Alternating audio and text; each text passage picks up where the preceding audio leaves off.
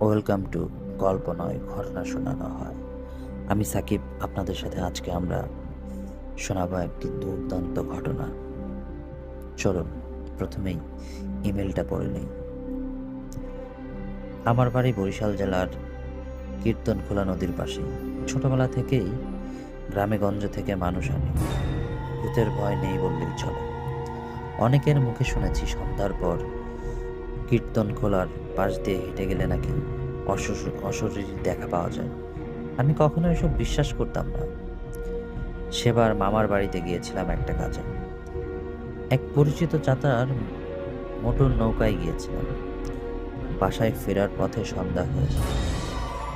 চাচার গঞ্জে কাজ ছিল দেখে আমাকে বাড়ি থেকে বেশ খানিকটা দূরে নামিয়ে দেয়।